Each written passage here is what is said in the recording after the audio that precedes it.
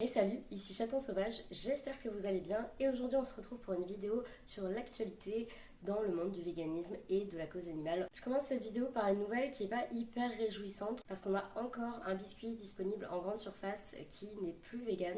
C'est vraiment depuis quelques années, c'est un peu l'hécatombe au niveau des biscuits disponibles. Il y en a de plus en plus qui ont la composition qui change. Les biscuits concernés aujourd'hui ce sont ceux de la marque Gerblé et c'est la version sésame. Je vais vous afficher une image.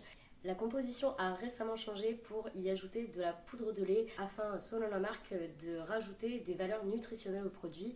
Et moi je pense honnêtement, et je ne suis pas la seule à le penser, que c'est pour gagner des points au niveau du Nutri-Score parce que le fait d'ajouter du lait permet en fait de rajouter, il me semble, des protéines et donc de faire monter le score.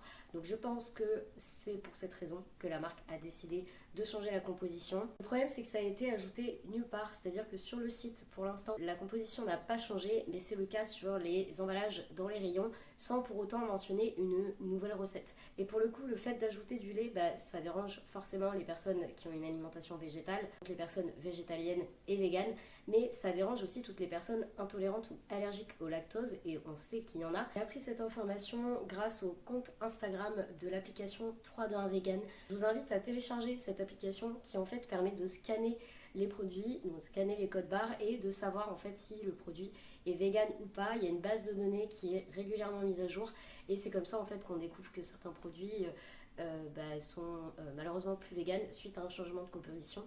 Donc là c'est ce qui s'est passé pour ces biscuits de la marque Gerblé. Pour l'instant c'est pas le cas des autres biscuits qui sont vegan dans cette marque, mais je pense que c'est quelque chose qui sera à surveiller à l'avenir parce qu'en fait il n'y a aucune mention de nouvelles recettes, donc en fait l'ajout de lait se fait un petit peu discrètement.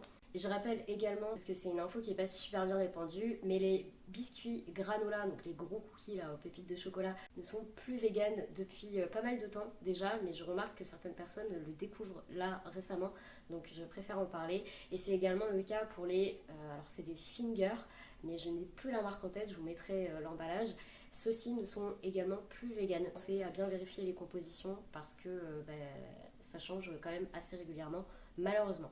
Allez, après cette nouvelle qui n'était pas terrible, je passe à la marque La Vie qui a lancé de nouveaux produits tout récemment, en commençant par les croquetas qui sont des sortes de boulettes au fromage avec des lardons, le tout pané. Alors pour l'instant j'ai pas eu l'occasion de les trouver, mais j'aimerais beaucoup en faire une vidéo dégustation, donc restez là. Il me semble qu'il y a une version nature et une version fumée, et la marque a récemment sorti des mini saucissons pour l'apéro, mais pas que, avec une version classique et une version chorizo.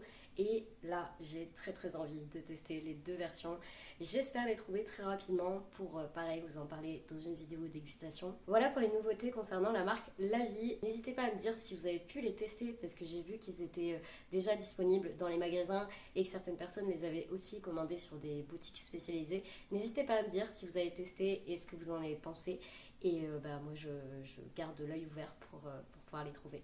Dans les vidéos d'actualité, je parle souvent de corrida et là, il s'agit de la ville de Pérols qui me semble est à côté de Montpellier, qui avait en fait contesté la décision du tribunal administratif d'interdire les corridas dans cette ville. Donc la ville avait contesté la décision et là le tribunal administratif de Toulouse a rejeté la requête de contestation, donc il n'y aura pas de corrida dans la ville de Pérols ou Pérols, je ne sais pas comment ça se dit. Ça c'est une bonne avancée en matière de cause animale. En fait en 2023 la ville a voulu organiser une noviada, donc les noviadas c'est des corridas mais avec des taureaux qui sont plus jeunes, avec des taurillons, et avec des toréadors qui je crois ne sont pas toréadors puisqu'ils sont en fait dans un statut un peu plus jeune, ou en fait ils n'ont pas tout à fait le nom de toréador. Donc la ville avait voulu organiser ça en 2023, sauf que les associations se sont mobilisées pour que ça ne se fasse pas et ça a été amené devant la justice en fait tout simplement. Et la ville n'ayant pas connu de corrida depuis 2003, c'est passé 20 ans pendant lesquels cette tradition a été interrompue et de ce que j'ai compris dans ces cas-là en fait on ne peut pas revenir à une pratique traditionnelle, j'allais dire barbare, mais oui c'est le cas, mais en tout cas d'un point de vue juridique on ne peut pas faire ce qu'on veut et là cette ville du coup n'a plus la possibilité d'organiser des corridas, donc ça c'est chouette. J'ai vu passer aussi l'info, j'essaierai de trouver la source, comme quoi les habitants étaient également très contents parce qu'ils n'étaient pas du tout d'accord avec cette idée de corrida. et que ça serait une idée du maire. J'en connais un qui va probablement pas remporter les prochaines municipales. Tout à l'heure, je vous ai parlé de nouveautés de la marque La Vie. Là, je vais parler d'une nouveauté de la marque Apivore. Je vous en parle parce que je vous ai parlé de la marque La Vie, mais je vous avoue qu'Apivore, moi j'ai un petit problème avec eux depuis quelques temps. Mais là, je vous en parle quand même puisque c'est une vidéo informative et que j'essaie quand même de rester un peu neutre. C'est pas évident. Donc la marque Apivore a sorti un produit. Il s'agit d'un cordon bleu 100% végétal. Oui, oui, la marque avait sorti il y a quelques mois de ça des produits qui contenaient du fromage d'origine animale en nous expliquant que c'était compliqué de faire une alternative végétale et que donc ils avaient décidé de rajouter du fromage d'origine animale.